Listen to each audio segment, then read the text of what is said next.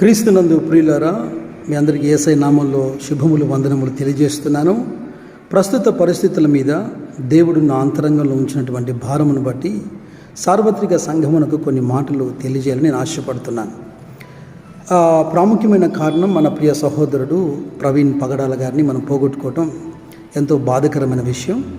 గత 2 దినాలుగా మనోవేదనతో దుఃఖంతో ప్రభువు చెంత ప్రార్థిస్తూ కన్నీరు విడుస్తున్నప్పుడు ప్రభు నాకు కలగజేసినటువంటి కాస్త ఆదరణ, ఊరట.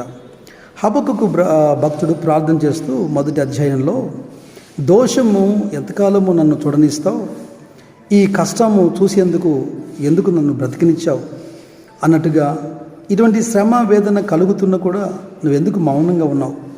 వాస్తవంగా హబక్కుకు గ్రంథమంతా కూడా ఈ మనోవేదనతోనే హబక్కుకు ప్రార్థన చేస్తూ వచ్చాడు. దైవ జనాంగానికి కలుగుతున్న హింస ఒకవైపున, విర్రవీగుతూ ప్రగల్భాలు పలుకుతున్నటువంటి శత్రువు మరొక వైపున. అయితే యెషయాలో చాలా స్పష్టంగా 59వ అధ్యాయంలో ప్రభు అన్నారు, రక్షింపజాలక నా చేతులేమైనా కొరచయ్యాయా.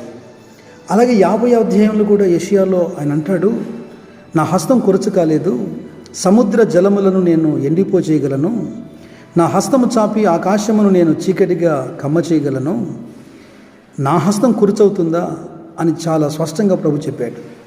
అయితే సార్వత్రిక సంఘములో అనేకుల విశ్వాసం ఒకటే రకముగా ఉండదు కనుక, మరి ఆ బాధలో అనేకులు అడుగుతున్న మాట ఏంటంటే, ఎందుకు దేవుడు కలగజేసుకోవడం లేదు, ఎందుకు మౌనంగా ఉన్నాడు, వెంటనే తీర్పు మొదలవుతే శత్రువు భయపడతాడు కదా అని ఒక ఆశ. నిజమే, అందరి హృదయాల్లో అలాగని అనిపిస్తుంది. కానీ దేవుని యొక్క అనంత జ్ఞానం, ఇక్కడ హబక్కుకు చేస్తున్న ప్రార్థనకు జవాబు దేవుడు ఇవ్వలేదా? ఇచ్చాడు. ఒక మాట 2వ అధ్యాయంలో 3వ వచనంలో కనపడుతుంది, నిర్ణయ కాలమున అని.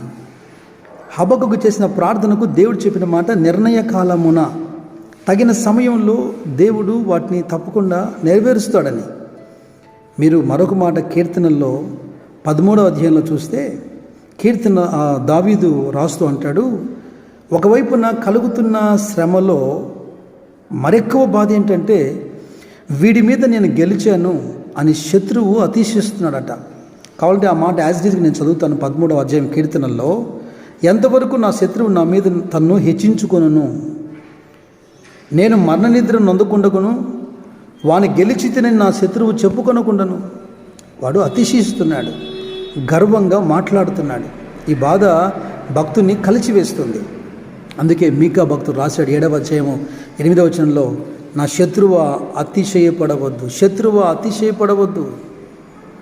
సంఘపక్షాన మాట ఏంటంటే, కాస్త మేము పడినట్టుగా అనిపించినా మేము పడిన వారం కాదు, మేము లేచి చక్కగా నిలబడగలుగుతాం. యెహోవా మాకు వెలుగుగా ఉన్నాడు, దేవునికి స్తోత్రం, హల్లెలూయా. అయితే ప్రతిదండన, ఒక మాట సంఘమా వినండి, ఇది శత్రువు అతిశయించే సమయం, సంఘము ఓర్చుకునేటువంటి సమయం. ఈ మాటతో నేను ముగిస్తాను. మనందరికీ బాగా పరిచయమైనటువంటి లేఖన భాగం, ఆ ప్రకటన గ్రంథంలో హతసాక్షులైనటువంటి వారు బలిపీఠం కింద మనకు కనబడతారు కదా.